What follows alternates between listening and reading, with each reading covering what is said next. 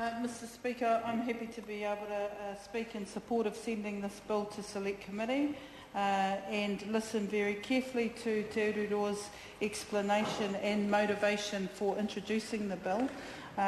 Firstly, I want to take the point that Colin King raised, that the current Local Government Act has a provision for Māori representation to occur. He is indeed right. However, the difficulty with the provision under the Local Government Act is that the 5% threshold, which holds a poll for all electors in that territorial authority to vote on whether or not a constituency should be had, is actually quite a high threshold for Māori to pass to get enough momentum to have the opportunity for a Māori seat to be put on their particular council. Now, that issue was brought up actually when the Local Government Act was being reframed and renewed. However, it was a step towards.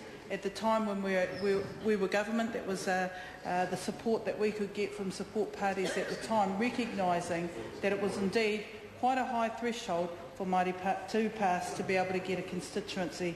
The points were well made around the Bay of Plenty Māori Constituency Act and the debate there. On sheer demographics, the Bay of Plenty actually needed to have Māori representation, and if they didn't make the decision to have separate Māori constituencies, they would have actually faced quite a huge backlash from the Māori constituents who were landowners in that particular region.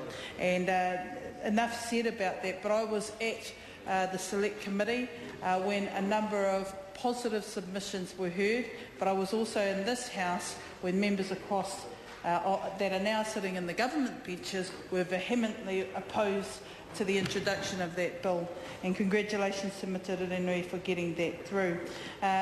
I do want to say that in sending this bill to Select Committee, we should be prepared for the obvious arguments, because it will raise issues for local government, and those are the types of issues we already know about.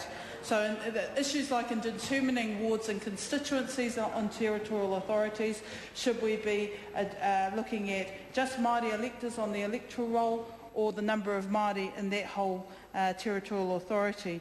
What about the cost of running two types of constituencies? And should there be a minimum threshold whereby a reasonable population base of Māori should first be justified in terms of proposing whether or not a Māori constituency should be had? Now, I raise those types of issues, Te Ururoa, because they were exactly the types of arguments against Māori representation of the Bay of Plenty from local authorities who were concerned about the precedent that that particular bill would set. But the real point of Māori representation is to improve the quality of decision making at council level, whether it's regional council or local council.